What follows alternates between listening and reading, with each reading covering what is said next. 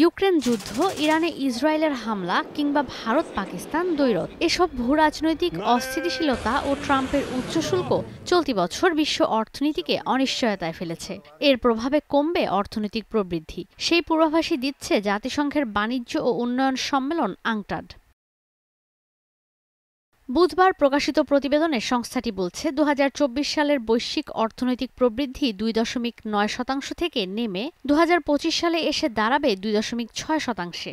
উন্নয়নশীল দেশগুলোর জন্য এই প্রবৃদ্ধি হতে পারে ৪.৩%। ২০২৬ সালের জন্যও ২.৬% প্রবৃদ্ধির পূর্বাভাস দিয়েছে সংস্থাটি।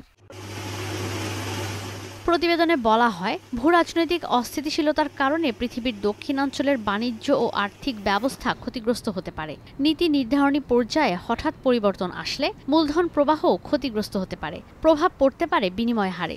ডলারের অবমূল্যায়ন এর মধ্যেই প্রভাব ফেলেছে উন্নয়নশীল ও উন্নত অর্থনীতির দেশগুলোতে।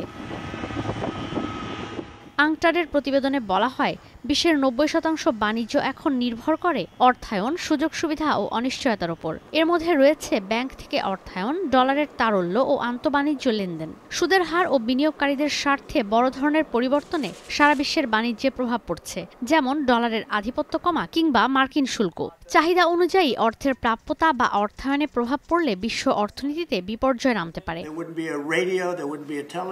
সব মিলিয়ে শুল্ক ও ভূরাজনৈতিক অস্থিতিশীলতার মধ্যেও ২০২৫ সালে বিশ্ব বাণিজ্য সম্প্রসারিত হবে ৪%। তবে উন্নয়নশীল দেশগুলো যেখানে ঋণের সহজলভ্যতা কম, সেখানে চাপে পড়বে।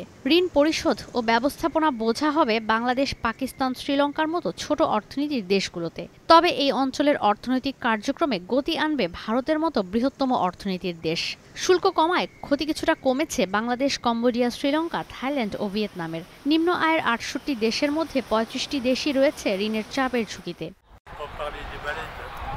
শুধু উন্নয়নশীল দেশ নয়, বৈশ্বিক অনিশ্চয়তার কারণে উন্নত দেশগুলোতেও ধীরগতির প্রবৃদ্ধি হবে। এই তালিকায় রয়েছে যুক্তরাষ্ট্র, চীনের মতো বিশ্বের প্রথম ও দ্বিতীয় বৃহত্তম অর্থনীতির দেশ। দক্ষিণ এশিয়ার প্রবৃদ্ধি ২০২৫ সালে ৫.৩ এবং ২০২৬ সালে ৫.৫% পূর্বাভাস দিয়েছে আংটাড। এর মধ্যে ভারতের প্রবৃদ্ধি হতে পারে ৬.৪%। ঈশিতা ব্রহ্ম, স্টার নিউজ।